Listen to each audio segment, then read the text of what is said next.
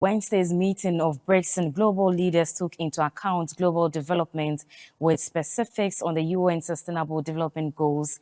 With barely 7 years to meeting the deadline, members acknowledged the delays in the agenda and called for swift actions to keep up with the 2030 SDGs.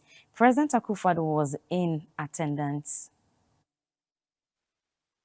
The call to ending poverty in all forms, promotes climate action, protecting the planet, clean energy, ending inequalities, ensure justice, good health and prosperity are the blueprints of the 17 Sustainable Development Goals.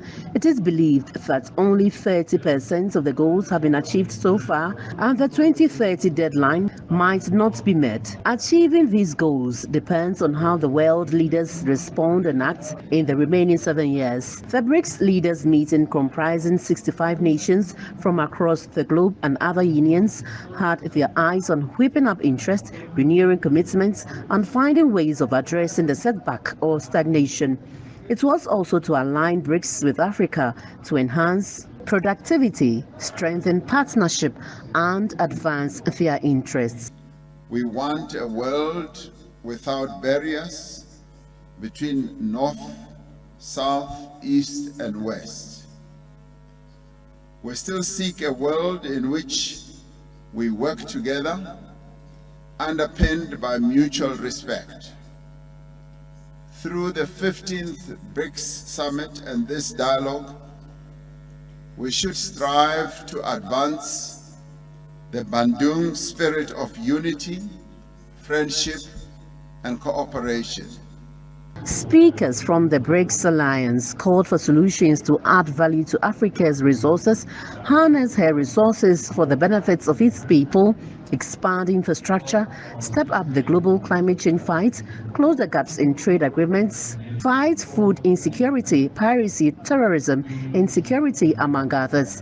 The UN Secretary General Antonio Guterres urged developed countries to multiply their resources for developing countries, promote climate justice, operationalize the Loss and Damage Fund, and honor their financial commitment to Africa. Ghana's President Akufo-Addo wants commitment renewed to consolidate peace while proposing the reformation of the UN and the composition, makeup and structure of the UN Security Council to meet the needs of the new world and stronger partnership with other countries. I urge this meeting to address one issue of importance for us in Africa, and I believe for the world generally. That is the urgent necessity for the reform of the United Nations, especially of the composition and structure of its Security Council. The contemporary world has moved on significantly from the post-1945 world, which gave rise to the birth of the United Nations and the makeup of the Security Council. The world of 2023 is not the world of 1945. The crisis of the global financial institutions and of global governance under the United Nations system, which were created from the rubble of the Second World War, is a deep crisis. It will continue until a fair system is put in place, a system that reflects the new balances.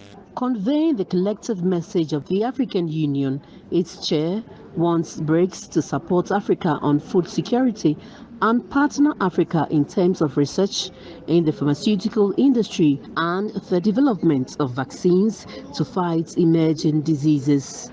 Clara Mlano, JBC News, Johannesburg, South Africa.